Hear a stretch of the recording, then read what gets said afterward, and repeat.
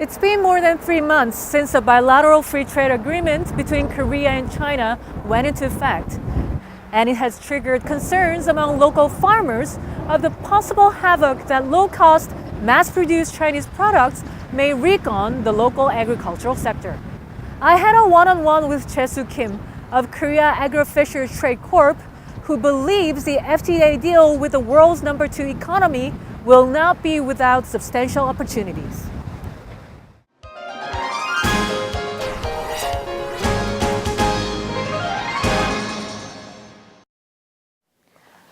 Mr. Kim, thank you so much for having us today. 네, 감사합니다. Korea Agro-Fisheries and Food Trade Corp, also known as AT, plays an important role in promoting Korea's agricultural and marine products.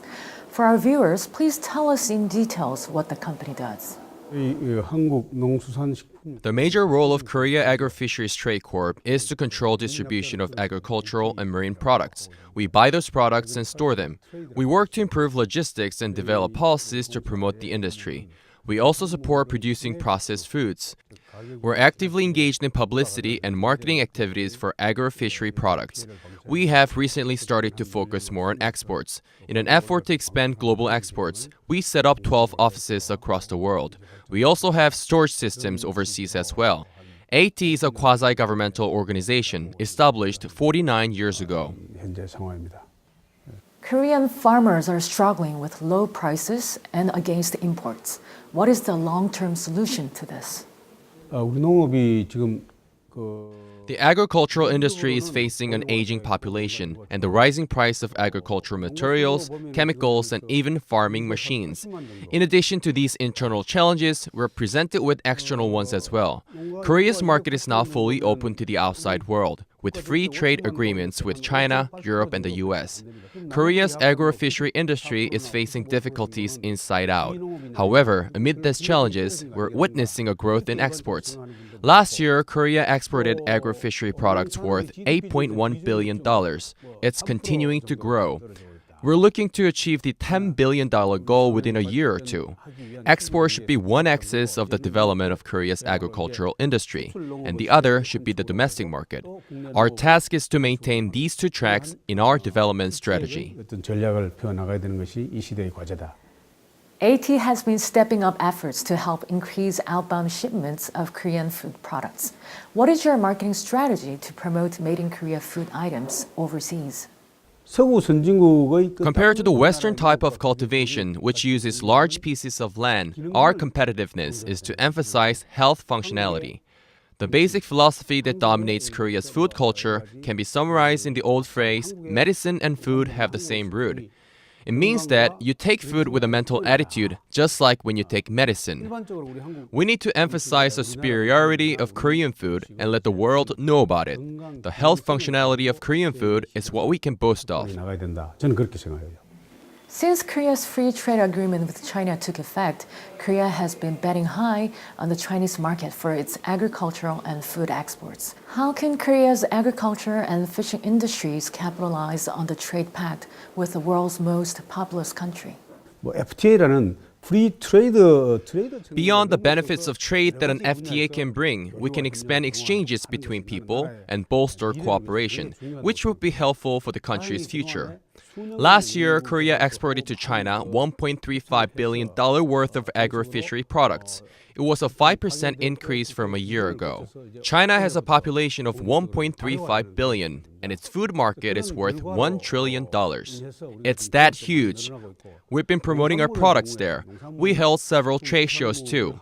In China, AT has 5 offices in the cities including Beijing and Shanghai. We also built a logistics center in Qingdao, which officially opened in January last year. It'll act as the base of our operations in China.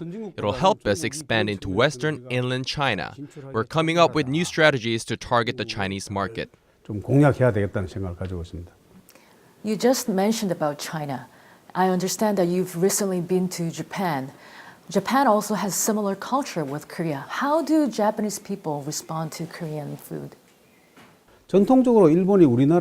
Traditionally, 60% of Korea's food exports went to Japan.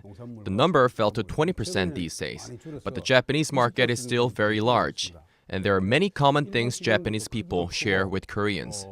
Apart from simply selling agricultural and fisheries products, we need to sell our own food culture, Korea's food culture. We need to develop premium cuisines and diets.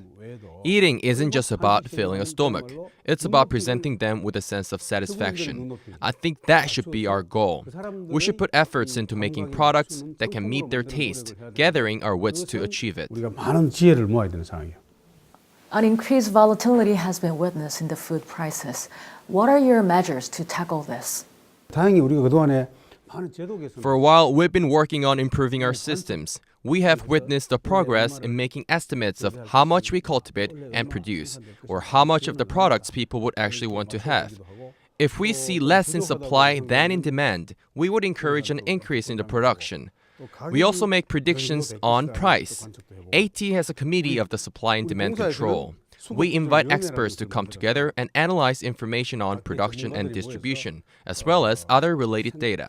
That way, we come out with a forecast of this year's supply and demand. It helps reduce a mismatch between these two. Although we're not satisfied with the results 100%, we're getting to the level we're quite content with.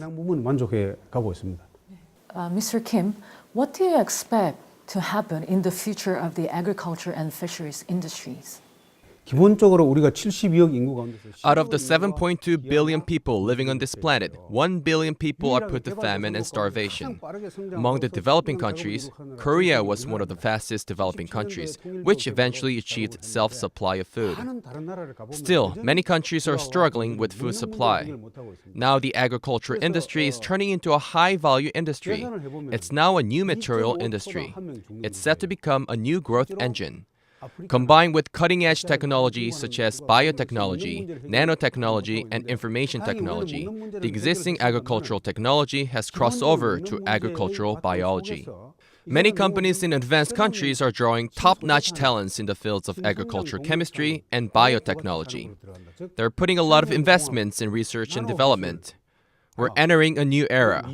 In Korea, we're just too focused on feeding ourselves, and we had missed the importance of these aspects. Now Korea needs to shift its focus from the current state of the agriculture industry to the future, in which the agro-fishery industry can be crucial for the survival of the country. We need to get down to work. What do you want to most achieve during the rest of your tenure? Korean people lack awareness of the agricultural industry. When we talk about agriculture, we only talk about the production side. Actually, there are a lot of different sides to the agricultural industry.